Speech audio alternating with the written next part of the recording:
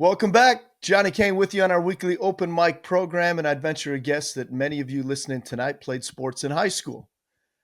I think the national average shows a little more than a third of high school students in the U.S. played high school sports. I played basketball, football, track and field, cross country, and I always thought it'd be a dream to play in college. Problem was, no college coaches thought that was a good idea. I grew up in a small rural town in Northwest Ohio. There are 100 kids in my graduating class. Shout out Delta High School. Go Panthers. I didn't have the opportunity to play in college. And like I said, there weren't any high school coaches calling the house, and that was when everybody had landlines.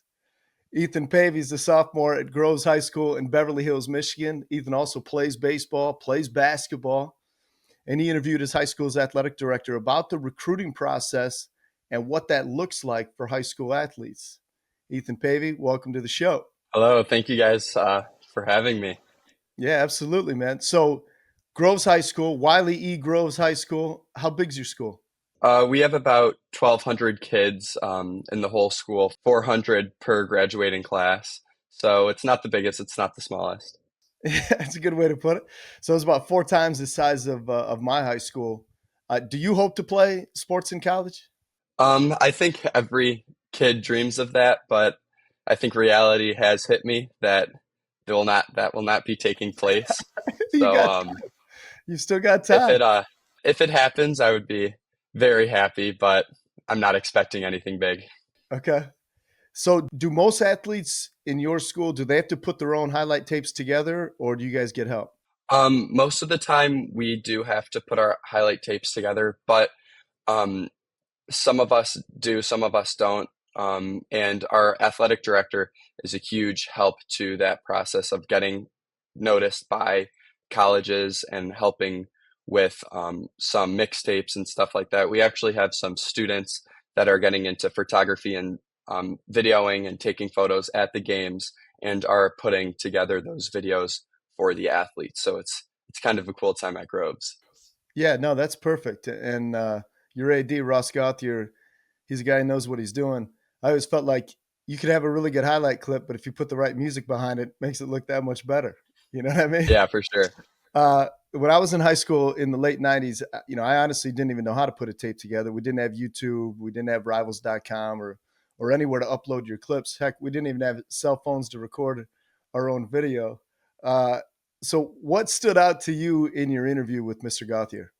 Um, just like the whole process behind recruiting, like all of us sit on our couch on that Saturday and watch that football game and watch that college football players. And like, we don't really know how they got to that point, either if it's through the transfer portal or just getting straight up recruited to the Big Ten. So it's really interesting seeing behind the scenes and the steps and how the school takes place in those steps to getting to the big stage and getting to where those players are today. Very good. Here's Ethan Pavey with Groves High School AD, Ross Gauthier.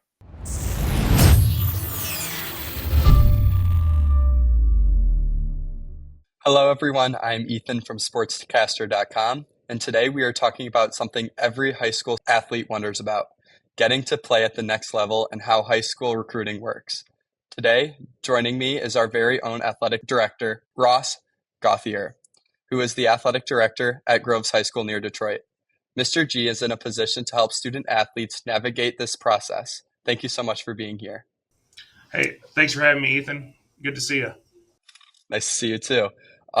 Let's start with the basics. So, for student athletes who aren't really sure what to expect about recruiting, can you explain a little bit about the college recruitment process and what it looks like? Yeah, so it kind of depends on what level they are. There's different ways to go about different things. I'm sure you've seen a lot, especially with the NCAA tournament with men's basketball. You're hearing a lot about the transfer portal and who's going where, and I think it's probably a tougher landscape today for our high school athletes to go on to play to college than it's ever been. Just because of you're seeing, a lot of colleges at the topper levels recruiting mostly, other college players. So that makes it difficult. But the big thing is, like we play in the OAA, one of the top conferences, in the state. So we have a very good platform for our student athletes here. So when our teams do well, the individual success usually follows the team success. Depending on the sport, if you're playing travel, getting out in front of coaches, doing that. And then the other thing is just it's networking, whether it's you and your parents and your coach, and sometimes even myself, working together, identifying, what colleges you're interested in. What level do you think you want to play at and can play at?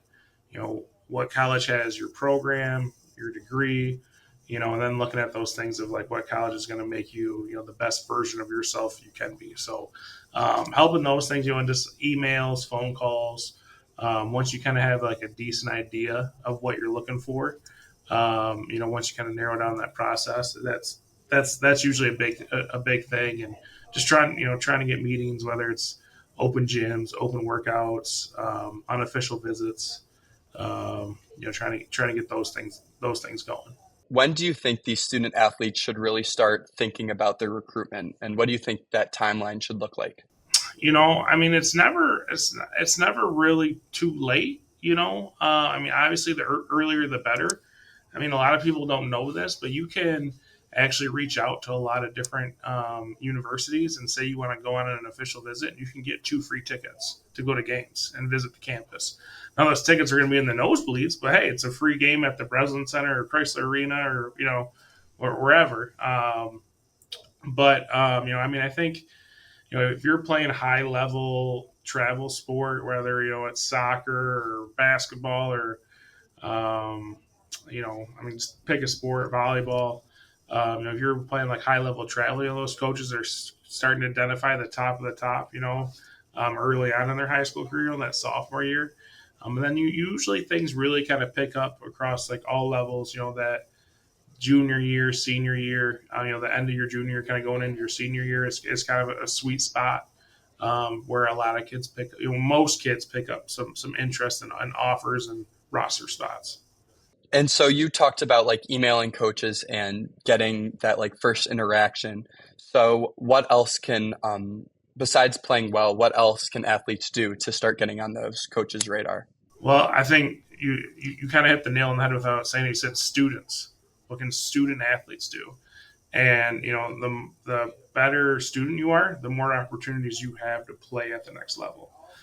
So I think being a great student is one of the most important things. College coaches, they have an eye for talent. They're going to be able to watch your film or see you play. They're going to be able to tell if you can play or not. So really, like when they talk to athletic directors or they talk to like coaches, they're like, what kind of teammate is he? How is he in the classroom? What are his grades? What are his parents like? I think first part is being a student first and an athlete second opens up a lot more doors.